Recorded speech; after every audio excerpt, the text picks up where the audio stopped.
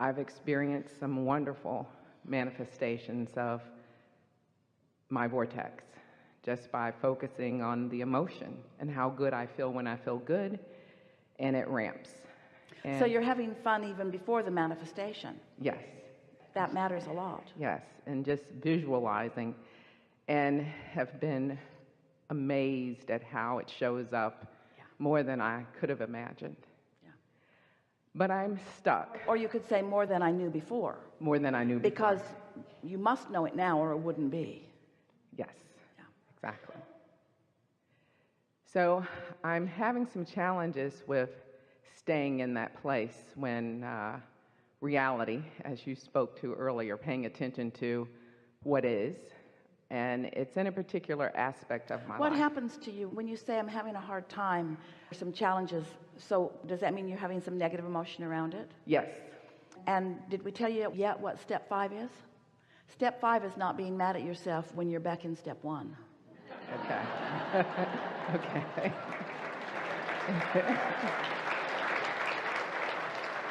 It's realizing the importance of contrast. It's realizing that sometimes a little extra contrast adds a little extra clarity to something, or a little extra resolve, or a little extra determination to focus. You see what we're getting at? Yes, yes. The other day we were visiting with someone who was speaking similarly, and we said, wouldn't it be interesting, because we'd been talking about this vibrational reality and how this vibrational reality is turning to the things that you want to experience fully, and that it's a process, and that once it begins, it's a sure thing. Now, you can stall it out by keeping a belief active that doesn't let it move forward, but once the desire is born, if you've been listening to us for a while, you've been hearing us say, if this time-space reality has the wherewithal to give you a desire, it has the wherewithal to give you the full-blown manifestation of it. You heard us say, well, this is what we're talking about. Once the desire is realized by you, that means you were in the receptive mode enough to get the desire, and you can return often enough to the receptive mode to play it all the way out into its fullness. And so when you realize that it's underway, that it is flowing, that it is a slam dunk, that the worst thing you can do is slow it down, but the best thing that you can do is just allow it to unfold easily, then it's easier to find a reason to feel good knowing that that will be the result of it. So we interrupted you. You want to talk more specifically about something? Yes. So the negative emotion that I experience, particularly around finances, and I have been this way longer than I've ever wanted to Now, be. you must have misunderstood. We didn't ask you, how have you been? Yeah. Where have you been? Tell us about yourself. We didn't do any of that. Right. Because we don't want to activate that unnecessarily. So I am compulsively going to a place of fear. Fear that is irrational based on what I've experienced in this life. Well, it doesn't matter how rational or irrational it is. Fear always means the same thing. You're broadcasting in opposition to the broadcast of your inner being. So fear always means that you have a different opinion about it. And so give us an example of a thought you think when that fear hits you. Be as specific and succinct as you can in that. Okay. This is the beginning. I'm going to lose everything. All right, so that's a strong thought. It's a strong thought that is in complete opposition with what you want, and it's in opposition to this desire that is turning to a different thing than that. You've got a desire that's turning to an entirely different thing than that, and when you say that, you really mess up that vibration, and that's what that fear is. That's like that buzzer that says, this thought does not blend with who you are. It doesn't blend with what you want. It doesn't blend with the desire that's unfolding. It doesn't blend with sources knowledge about what's happening with you. And so when you call it an unrealistic thought, we want to call it much more than unrealistic. We want to call it out of alignment. We want to call it not in keeping with who you really are. It's a much bigger out of alignment thought than we can even put words to. And so let's not put words to it. Let's put emotion to it. That's what that fear is that you feel. So what do you do when you feel fear? First of all, if we were standing in your physical shoes, we would acknowledge it as guidance, and we would feel appreciative of it. And we would say, good for me, I'm feeling fear. And next, good for me, source within me knows something very different than the subject that I just activated, to which I responded with fear. So if this fear means that my thought is not accurate, then what thought must be accurate? Oh, it's going to be all right. Things are working out for me. Esther and many like you got on a ship in Sydney a few weeks ago and had a wonderful cruise, and then came back to Sydney.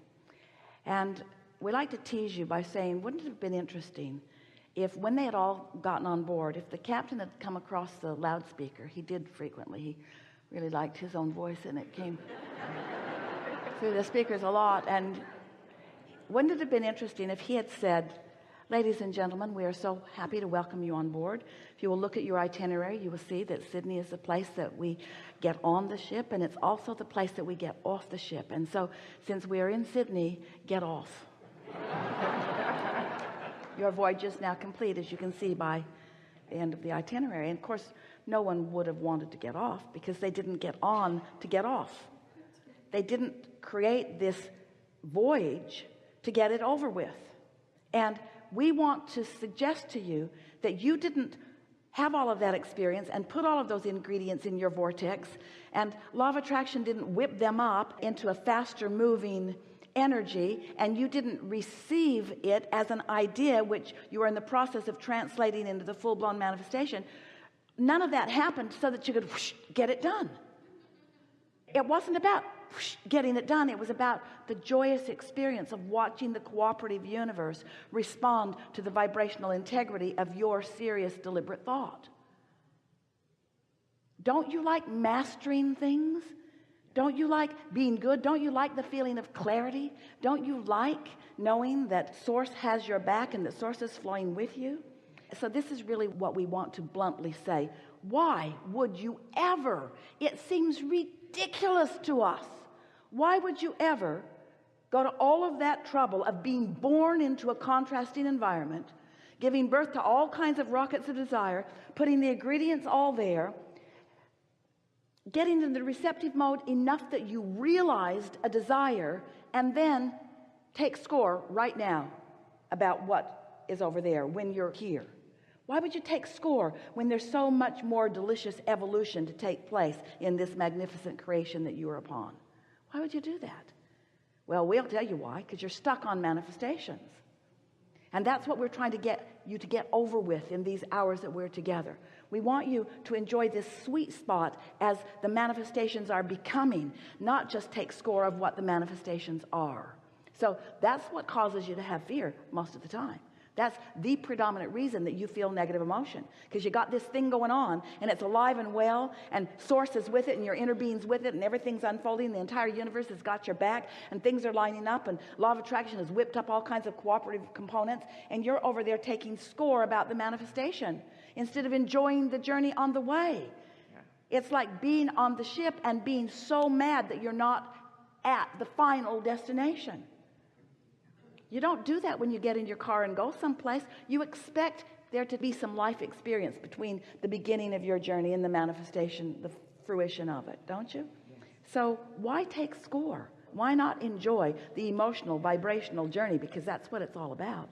There isn't anything that any of you want. Not a material object, not a pile of money, a relationship, a circumstance, an event. There is nothing that you want that is for any other reason that you believe you will feel good in the having of it. We want to convince you today that you can feel good in the not yet having of it, that you can feel good in the uncondition of it. If you need the condition before you can feel good, you can't control the conditions. So what are you going to do about all those conditions you can't control? You've got to start figuring out how to be unconditional. You've got to start figuring out how to become the vibrational being that you were born to be, because you are eternal. This isn't going to end. You're not ever going to say, okay, I'm done. I've reached my final manifestation. Oh, you tell those stories. That's what you call heaven. Oh, yeah. I got it all done and now I can rest. It is not like that. You are a creator, and you never, ever, ever will stop creating. Ever, ever, ever, ever, ever. And you know how we know? Because we are non-physically focused and creating with you and through you and to you. It never ends. what's the big rush? Do you ever eat an ice cream cone? Don't you want to make it last? Don't you just go as slow as you can go without it dripping down your arm? Don't you want to savor it? Do you just scarf it? Do you just... Glad I got that over with.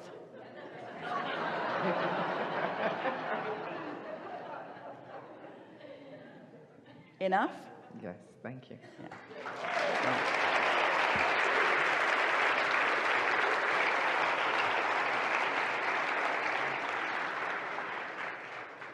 Turning thoughts to things is fun, and it's fun having the things too, but it's the turning the thoughts to the things that's the real deal.